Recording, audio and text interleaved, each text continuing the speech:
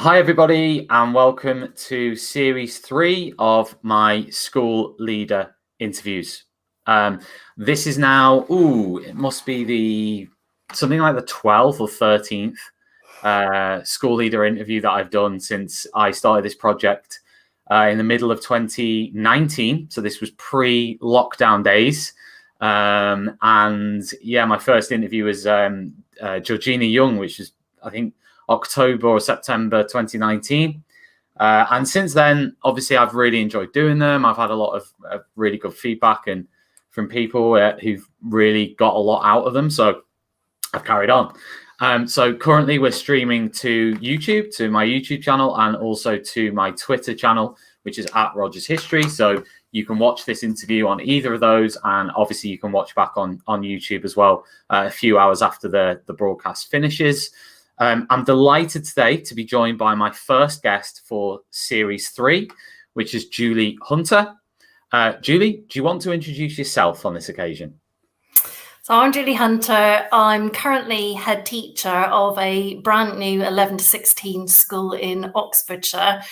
We opened in September 2017 and I've been head since 2019. So I'm relatively new as a head teacher for the past 2 years, but the first year kind of has been hit by lockdown leadership.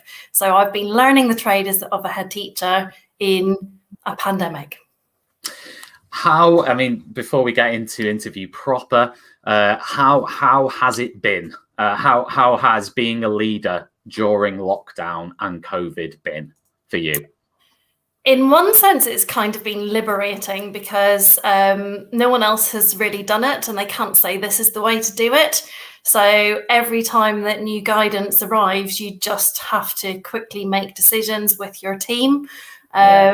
With everyone else saying, well, actually, we're finding our feet as well. So in a sense, that was liberating. In another sense, I knew it was going to be a bit of a leap. That leap from deputy headship to head teacher definitely happened. But it's thrown the academic year up in the air. So you literally catch the balls as they fall and try and make sure that everything still works. Yeah. I'm guessing, speaking to other kind of head teachers, I guess there's that phrase firefighting, isn't it? In terms of, just I hate that word surviving. Everyone always says you should be thriving, but, whatever. I think the last year it is just like survival, isn't it? Basically. Yeah. So these are the first questions, as always, are my kind of like get to know you, like quick fire questions. So don't feel like you need to, spend like 10 minutes on each of these questions answering it. But the first thing you grab in the morning? So the first things I grab in the morning are my DMs, my dog whistle, the dog lead and the dog. I kind of find that it's my 15 minutes of calm, that whatever is coming during the day, out walking with the dog is just peace and quiet before my commute to school. Fair play. And what time does your alarm go off? Just before 6, so that the dog can have the breakfast, I can walk, and then a nice commute down the motorway. And how far is the commute normally for work? Yes, so when I applied for the deputy headship at this school, it was at the outer reach of my doable commute. So on a good day, an hour.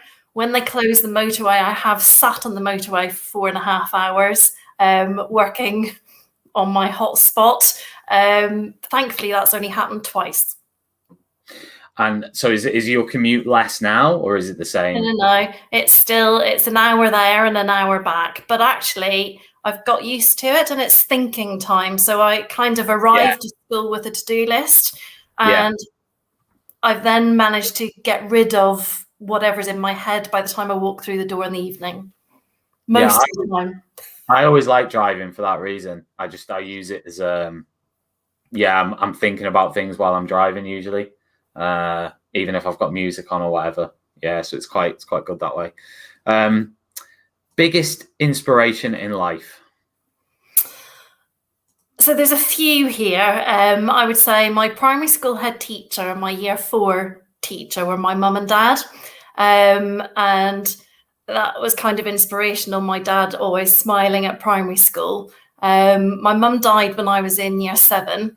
So kind of, for me, the inspiration is I feel like I'm making up for whatever she would have seen or what she would have done as a young mum. But I remember my first school trip abroad with the pair of them at primary school, and we went to Amsterdam, and I can remember walking through the library in Anne Frank's hiding space. And for me, the biggest inspiration in my life is kind of lives not lived. So I went to Auschwitz when I was 16 with the United Nations, 2 years running. And that theme kind of, when I'm having a bad day, I just reflect on those people that haven't managed to live their life. And this year, we're a Beacon Holocaust school.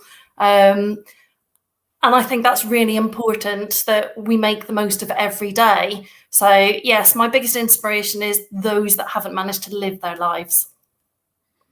Which I guess is quite apt at the moment, just keeping in mind everything going on. I mean, do you think that experience that you had personally in year 7, do you think that that's shaped the way that you're dealing with kind of bereavement now in school? And what have you learned from that you are kind of transferring onto staff and students now? Yeah, so for me, it's crystal clear. When I went back to school, I was basically told I could go and talk to my head of year, who I'd never spoken to. There were 300 of us in the year group. So no way was I going to go and speak to him. But also, in my head, it's kind of, when kids come back to school, we're talking about mental health and awareness and the ability to talk about your emotions. There are some kids who won't want to. They will want to deal with it in a quiet way with their friends and their peer group. And there are others that will want to talk, but it's not one size fits all. It's not, teachers aren't the experts, but we can facilitate conversations. So for me, it's being aware of everyone deals with grief in a different way, but we have to facilitate and listen. So for me, it's about providing opportunity and listening and skilling up staff, because it's a really challenging topic when they come back. Yeah, 100%. What do you think? What do you think it is that people notice about you? So being head teacher of a new school, we've had lots and lots of visitors, and something everyone says is, you're always smiling. I don't know whether it's something I've just learned. I know my dad always used to say, when people smile, they're either wondering what you're smiling about, or they just assume you're happy, so keep smiling. And that always, it's like one of those little phrases in my head. So always smiling. I've been told that I'm one of the most optimistic people that people come across, whether it's what I'm saying or how they think I'm behaving. So that's what I've been told, is always smiling, always optimistic, seems to be what people notice. Yeah, I think that's not a bad thing to have on the list, is it? And what do you, I mean, I guess this ties in, is what do you hope people notice? So this often goes to when people use the word too. You're too quiet, you're too nice, you're too kind. And that little word too in front of, if someone said, you're nice, you're kind, you're a quiet listener, that's a positive. But when you put the little word too in front of it, I hope that people notice that quiet leaders can be great leaders. They can bring about change. It's not always about the personality leader who's really loud and commands the room. Sometimes it's the quiet leader who will listen in a meeting and then ask that question that suddenly flips the narrative. But also, leaders don't have to be the person that's scary. They can be nice and treat people as they would want to be treated. And I work better for kind leaders. So that's the type of leader that I want to be. That kindness and being nice isn't a weakness. It still means that you can get the job done. So I hope people notice that quiet and calm leadership is still a strength. That's really interesting. I mean, do you think, I know that Jamie Thom, for example, has written about kind of quiet. I can't remember the name. I've never met him, but I think his book is called Quiet Teaching or something along those lines, right? Mm-hmm. Do you think there is a space for introverted leaders? Presumably you do, based on what you've said. Personally, I obviously do, but I wondered, you're mentioning about being quiet. I mean, what do you think that's that? I mean, presumably you think that's a positive thing, but I suppose I'm asking, do you think that widely and broadly speaking, that being an introverted leader is positive, is good, can be good? Yeah, so the book I keep referring back to is the book Quiet by Susan Kane. And it's all about how the Americanism of a leader who's really loud and commands the room and does all the talking is seen to be the stereotypical best leader. And she goes into narratives around Harvard law that's the type of leader. But actually, the quiet, competent, highly resilient, and highly reflective leaders actually are equally important, if not more important at times, because you need all voices at the table. So if you have a room that is a mix, then everyone gains energy. If you have one type of leader, then it can be a drain. Yeah, it's really interesting. And what do you think is your biggest weakness or fatal flaw? So one thing that comes out of every 360-degree that I've done throughout my career has been not liking to delegate, wanting to be that completer finisher. And it stood me in good stead, I think, until I became a deputy head, and definitely as a head teacher, you have to delegate. So my biggest weakness is having to pass it on, trusting the system, and not being that constant nag chasing. I have to take a step back and trust people. So that's been a massive learning curve for me as a head teacher, because you cannot do it all yourself. Yeah, absolutely. And kind of feeling like you have to, like, I guess sometimes, I don't know this, I've never been a head teacher, but in leadership, it's like, it's quite hard, isn't it, to trust other people to do what you can do quite quickly or effectively, to be able to say, okay, I'm putting that trust in someone else.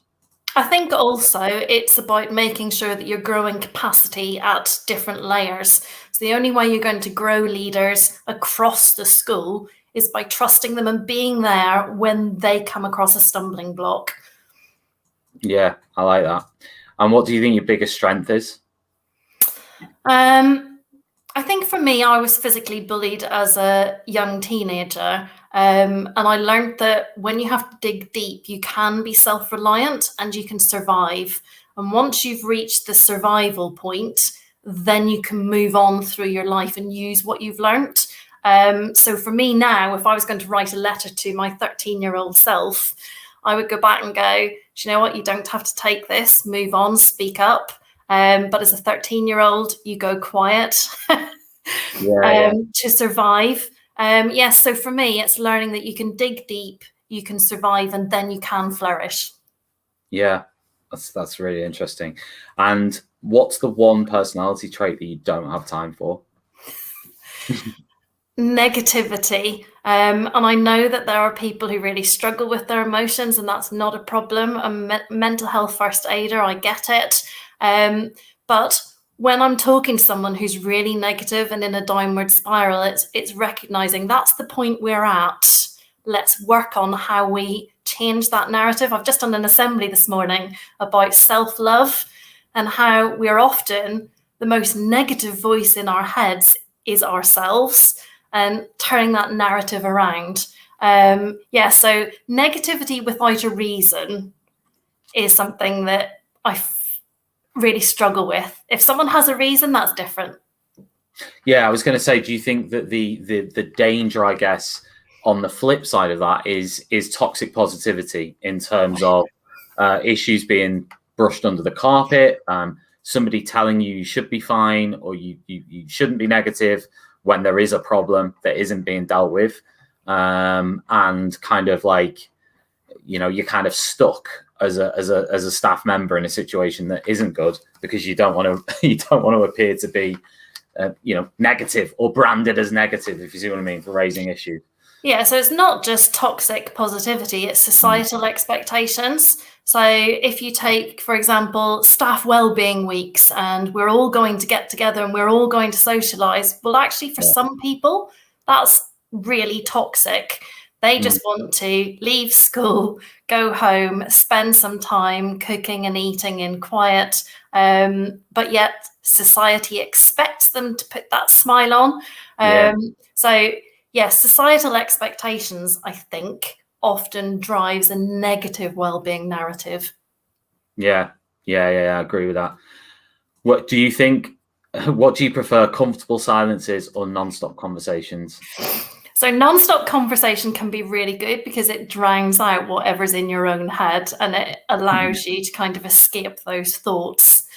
For me, though, quiet, comfortable silences to be able to reflect. But sometimes, yes, you need the loud people that are going to move your thinking along. Yeah, got you. And what do you think's better, being nice or being fair? This is a hard one because really, being fair means being honest and kind. Being nice at times isn't honest. So we've been going through a massive recruitment stage as a new school, and kind of the narrative sometimes is: do you just put people in for interview because it's nice? Where actually, is that being honest, and is that being kind, and is that being fair to them? So for me, fairness is about being kind and nice. So I find this a hard question, really. If I was pushed, I'd say being fair. Yeah, because it's interesting. You've used that phrase a few times of being kind, and I guess there's that phrase of being cruel to be kind. Sometimes, but obviously it depends. I guess the language you use and how you go about it, and giving, like you say, like honest feedback. Because personally, I'd rather know the truth than someone trying to be nice or trying to be, that's me personally anyway. So teaching and learning, can you kind of briefly describe your leader journey and the challenges that you've had up to this point? Because obviously it's, you mentioned you were deputy, so obviously you've been through a bit of a process there. So what do you think the challenges you had have been? I think people often just see success, don't they? It's like that iceberg of success. They don't see the failure. So I've had over 30 interviews and only worked in 3 schools. So that goes to show you the massive failure bit in the iceberg. Failing to be shortlisted as an internal applicant, failing to even get shortlisted for external interviews. I had 15 interviews to get from assistant head to deputy head. And I think my head teacher used to laugh when I came back after day 1, and he'd go, "Do you really want to keep pushing?" And I said, "Well, yes, because I know I can do more." And at that stage, I think it's important you either leave the school or you keep applying for the next step on. So that's a massive failure in my leadership journey. And I didn't come into teaching. Both my parents said, "Don't become a teacher." So I kind of came around a different route to come into teaching. So sort of wasted time along my career.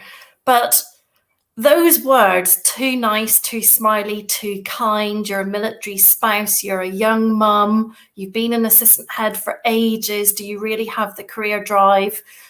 Those words are kind of the feedback that I've had in my leadership journey. And I think being part of Women Ed from the beginning started to drown out some of those words. And I know the military spouse aspect has been really helpful to speak to other military spouses who move around, or, yes, single parent for months on time. Just thinking of what you've said there, why do you think you weren't successful? Was it that you felt you failed, or was it that you felt, because sometimes people just aren't a fit for certain situations? Yes, and on reflection, I think my my penultimate interview before I was successful at deputy headship, the chair of governors was great and gave me lots of feedback. And I think he helped me realise that it wasn't the right fit. I was top candidate across the board, but I wasn't the fit for the school. And that's really hard to take. It's incredibly hard to take that you're doing incredibly well over 2 days, but you just don't fit the school. Yeah. Okay, and obviously you've moved on to become the head teacher. I think you said in 2019. And what do you think your best and worst day has been as head teacher, as a newish head teacher? Yeah. Well, I was appointed in the November. We went into lockdown in the March for substantive headship. And I think it was the first week of national lockdown, I ended up in a virtual courtroom at a tribunal as the head teacher, sat in my bedroom, kind of thinking, what am I doing? I've never been in a court, let alone a virtual court. I knew the court case was coming. I'm representing the school. But I had thought I'd be in London and I'd at least have a barrister sat beside me and a colleague sat the other side. But having it on the screen was surreal, stressful and scary, I think. But I've learned a lot. So I think the worst days are when you learn a lot, that you can get through it. And you have to lean on experts. So the barrister was the expert. And yes, it all turned out okay. So that was my worst experience. At least next time I'm in court, I would hope that it was in person and not on a screen. The best day, I think, was last term, because we've been waiting for year 5 as a new school to have year 11, to have lots of teachers in the building. Year 1, we had 10 teachers. We'll be over 40 teachers next year.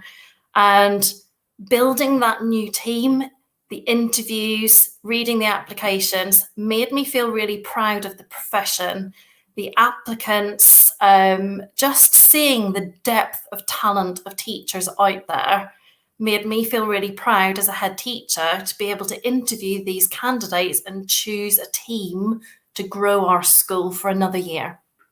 Out of interest, I mean, how many applications have you had? I mean, do you think that there's more at the moment, or do you think there's less, or do you think it's as on par? No, significantly more. Okay, that's interesting. For all roles in all subjects, or all roles for teachers and support staff?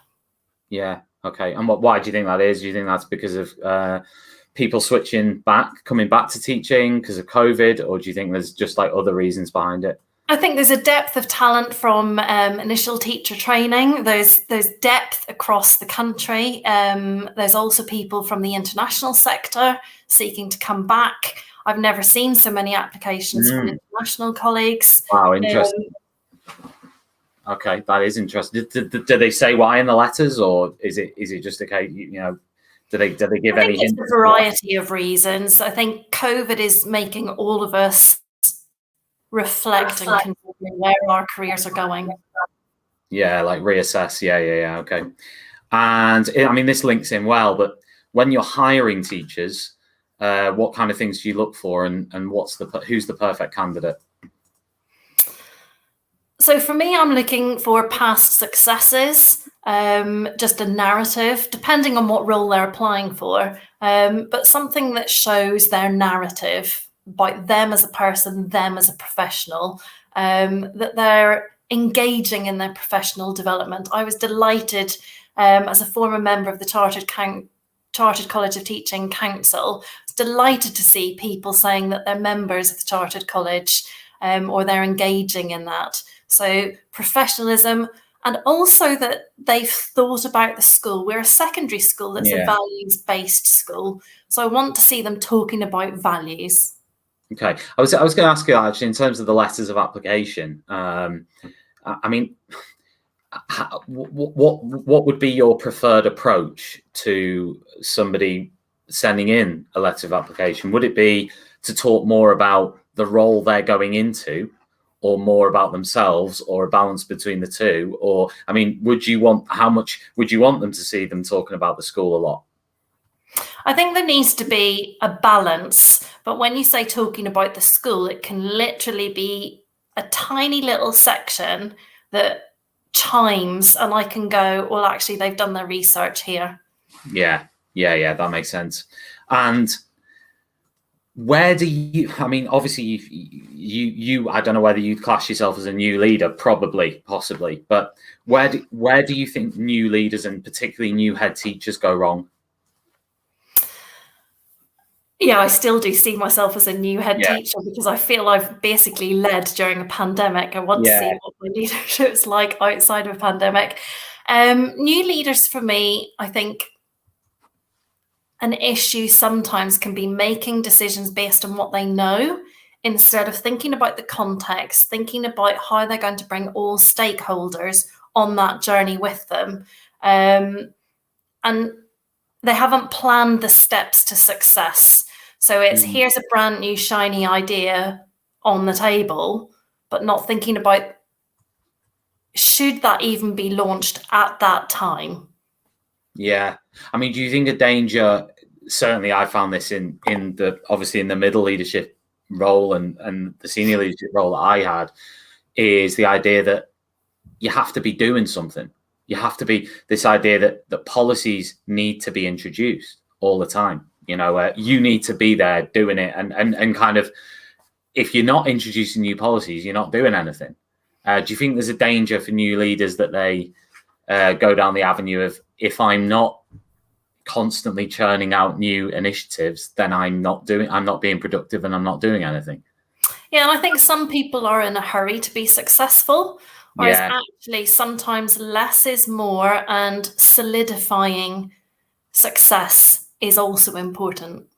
Yeah, absolutely. And I guess, like, embedded success, rather than just, creating something that looks great, is superficial, that people may give you accolades for, but it's maybe external people who don't really know the real story or what's going on. Yeah, I hear you. So what percentage of you in work is an act? And what percentage of you in this interview is an act? No, I'm joking. What percentage of you in work is an act? I think the move from deputy head to head teacher is very interesting. I think I feel I was more authentic as a deputy head teacher. Stepping into that role as head teacher, it feels a bit like politics. If you're part of a big mat, you have to align yourself to what the mats say, whether you agree or disagree. If you're in a standalone academy, maybe there are a bit more freedoms. But it's that fine balance between making sure that your values link to what you say and what you do, and you sign up for the job that you sign up for, and you can't act all of the time. It's just not sustainable. So in any leadership team, it's a case of, you can disagree in the meeting, but when you walk out the door, that's what you have to present. So most of the time I am authentic to my true self, but of course there are decisions even made by politicians on behalf of education that we just have to grit our teeth, and that's what we're doing. Yeah, I get you. And this is actually the last question. What does success as a school leader look like to you? For me, success as a school leader is growing the next generation of leaders and teachers and students, growing the next generation in society. I see it with my dad when I go back and visit, that people will stop him and tell them their life story and say it all started at primary school. So success for me as a teacher is something I may not see for 20 years' time. Yeah. But it's about constantly knowing that we're growing the future. I like that. Brilliant. Julie, it's been an absolute pleasure. Thank you ever so much for taking the time out to do this interview. which will be available to everybody on my Twitter, but also on YouTube in a few hours. The actual recorded version will be on YouTube as well, if anybody wants to watch again. And I will be back actually tomorrow. And in fact, every day for the next, I think, 6 days, I have one of my little school leader interviews to look forward to. So do stay tuned for that, and I'll be tweeting out about the upcoming interviews as well. Julie, have a great day, and thanks ever so much. Thank you.